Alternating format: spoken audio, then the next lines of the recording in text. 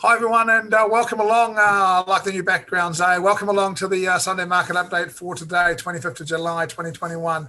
As it all flies by, life seems to continually rock along despite the chaos that's out there in the world, I guess, at this point in time. Look, been an interesting week in the market again.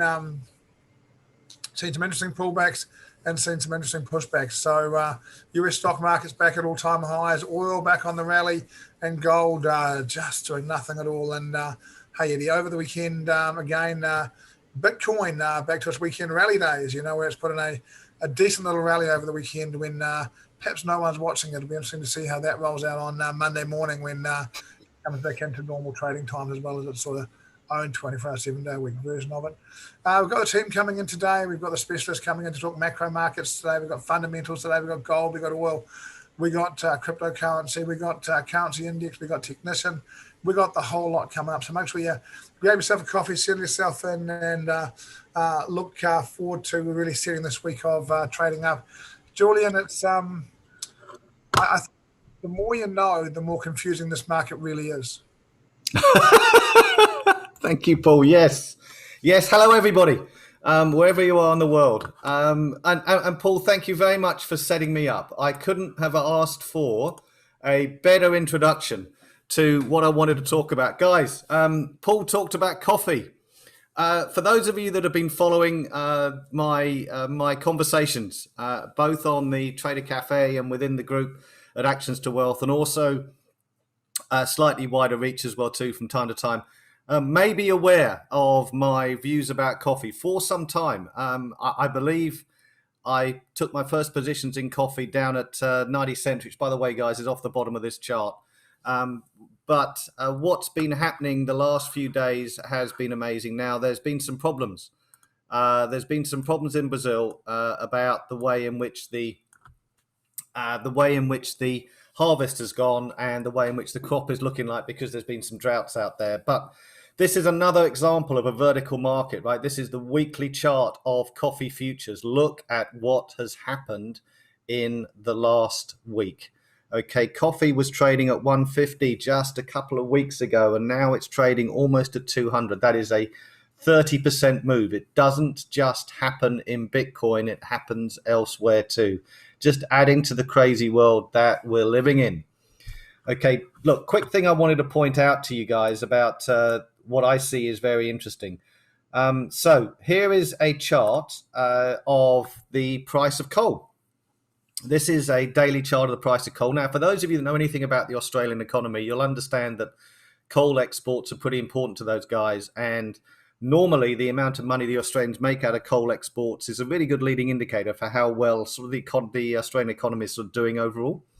Obviously, lots of caveats to that these days because we're living in crazy times, but it's still the main point, right? So when you look at that, and I also want to just share with you what happened to copper this week as well too. Let me just find my copper chart. I do apologize, everybody. Just give me 2 seconds to get to my copper chart this week.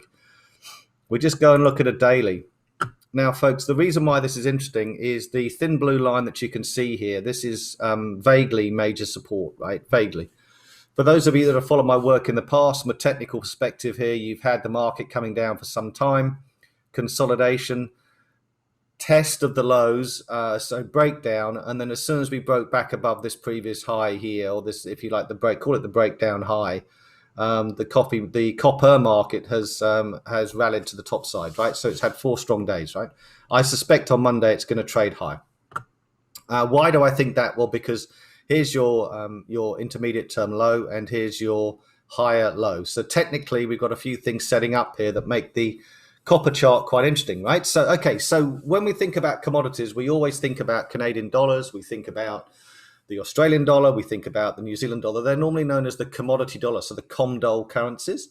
And, you look at oil, you look at gold, you look at the price of coal, you look at the price of copper, and you take a sort of a rough aggregation, all of those, and say, okay, well, if we aggregate all of those, what does that all mean? Well, if they're all those commodities are heading in one direction, and let's say that technically we've had a reversal recently in some of these markets, right? And coal's just been going straight up anyway, right, then what does that mean? Well, that would normally mean, it doesn't take a genius to work out that normally that's quite bullish for those currencies. So then, well, let's go and take a look at that Aussie dollar against the US dollar. Is it really bullish? Is it bullish at the moment? So let's look at this chart, right? And what do we see? Well, no, we see the exact opposite. Let's take this out to a weekly, right? So I was just doing this with some of the guys in the trading crew. We were talking about this and shooting some ideas around. So, when you think about what's been going on with those commodities recently, the question has to be asked, why is the Australian dollar sitting near its lows? And actually, it's not just the Aussie. The Kiwi and also the Canadian dollar recently have been trading down. Right? Well, that doesn't make any sense if you look at their underlying commodity prices. Yeah, there may be some caveats about COVID. There also may be some geopolitical things in there as well, too, that, I don't really understand too greatly, but I've got some views on, but I'm not sure whether they're right or not. And actually, quite frankly, do we care? So not really, because my opinion doesn't really count on that. So what I do is I look at this and I go, well, if we look at the price of those commodities, why then are those currencies too low? So something is wrong, right? So either the price of the commodities is completely wrong, or the currency is too cheap and it therefore is an opportunity. So holistically, right? Holistically think about this, right? So what do we see here? We see the classic asymmetry of trading coming up, right? Where that rubber band has been stretched, right? Quite a long way between where things ought to be and where they are.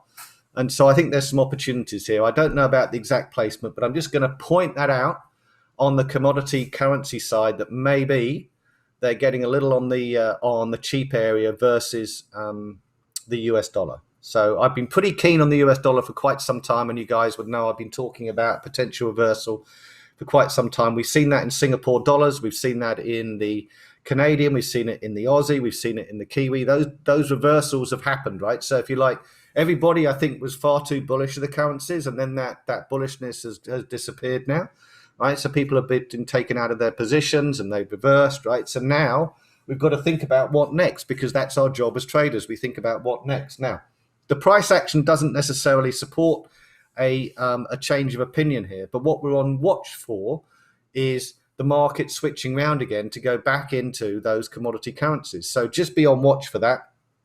Guys, I don't really have a lot else to say too much about what's happening in the world at the moment. Really, I know that there's a lack of breadth in the US stock market and the way equity markets are trading worldwide. So they're not really, the S&P's new highs, but not a lot else is.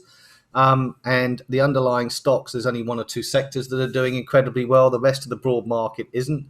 I think that's a problem for later on in the summertime, maybe August, maybe September time, who knows. I'm always cautious about stocks at the moment because I think there's a lot of crazy going on. So, as always, be very cautious around things like that without having a particular strong trading view right here, right now. What I did do, the last thing I wanted to point out, and maybe, Paul, if I'm allowed to do this, I don't really want to do crypto, but I think it's worth pointing out. Look, I think there's been an opportunity unfolding in some of the crypto space here. I talked a few weeks ago about volatility unwinding. So what I meant by that is that, things were too volatile for you to take a position in Bitcoin or Ethereum or things like that. From a longer term perspective, it was really hard when it was moving 10 or 15 or 20% in a day, completely crazy, right? So whatever position you took, you could have been wrong in an hour, right? Whereas now what's been happening over the course of the last few weeks is that volatility is falling away and out of the market. We needed to have that happen in order to start to establish longer term positions. And for those of you who are technically orientated, or even those who aren't, you can easily see, looking at this daily chart here, you can see a triple bottom taking place in Ethereum and that bounce off it. I've been making some calls around Ethereum recently. I'm quite keen on it, with all the disclaimers about when and where you decide to do something. Right, that's up to you guys. But you can see that bounce. There was a ring low on the on Ethereum about 3 or 4 days ago. And it maybe is bouncing. Now, where it gets to, who knows? I never know. You could draw trend lines on this and try and come up with something. I'm sure Shukri may have something to say about it later on. But from a technical trading perspective, it trades quite well right now with a stop loss sitting at that triple bottom low, right? If it breaks that, then maybe something else is going on. Maybe we head down to new low levels and it's a different picture. But just bear in mind, for the time being, it looks pretty strong, looks pretty cool. Paul, that's it from me. That's the wrap up. Thank you. Cheers, Julian. Thank you very much. Always good to get your macro view, and it'll be interesting to see over the next few weeks. I just feel like at some stage the fog lifts and it all becomes clear again. And every now and again, there's some stuff in here which is just a little interesting to watch. And for traders, being up to date on that makes a massive difference to them. So thank you very much for your time.